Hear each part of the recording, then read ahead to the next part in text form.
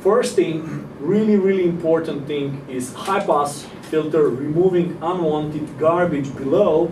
Second thing is notching, removing the notes that are not part of the harmony of the song.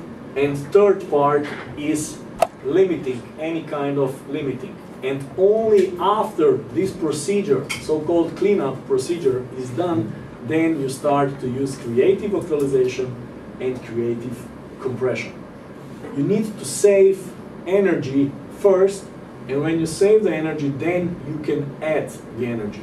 The simplest way of thinking is, if I remove the garbage below, if I remove the garbage above, if you are having a sound that doesn't need high frequency content, and if I remove the transient garbage which is present in the sound, I saved 1, 2, 3, 4, 5 decibels. And then I can put an EQ on it, boost certain frequencies, and I can spend these decibels that I earned before. And at the end, I'm at the same position. So I didn't consume any extra energy. I save energy, and then I use that energy that was already saved. For example, why would you have frequency content on a bass guitar above 10 kilohertz? You don't need it, because this area is usually occupied by percussion, by high frequency instruments.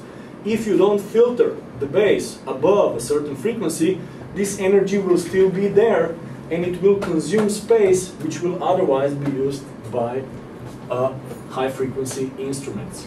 Just one more thing, how do you make a transition? Okay, so you're in a verse and that a piano is playing or whatever, okay, and then you go into chorus, okay, and you want to narrow the bandwidth, okay, but how do you make this transition so it's smooth that you don't actually hear it? You will not hear it because other instruments will come in and they will mask it.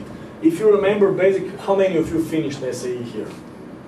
Who didn't finish SAE or is not a SAE student? Okay. The one asking questions. Okay. Masking is one of the most important concepts in psychoacoustics. And if you have two sounds and one sound is louder than the other sound, this area won't be heard. Our hearing system works in a principle that will hear this sound even though this sound is here. But what do we see here? That this sound actually has energy in the range of the other sound. So this energy is actually wasted. We don't hear it, but it's there. So what do? You filter it here.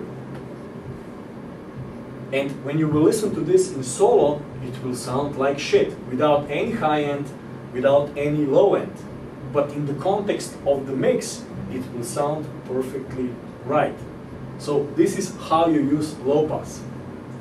And with low pass, you actually put a mix, so kick occupies that, bass occupies that. You have all sorts of band pass filters, and in each of these bands, a certain group of instruments is present.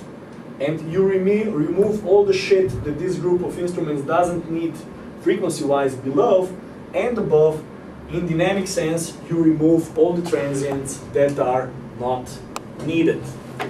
And this is valid for all types of music.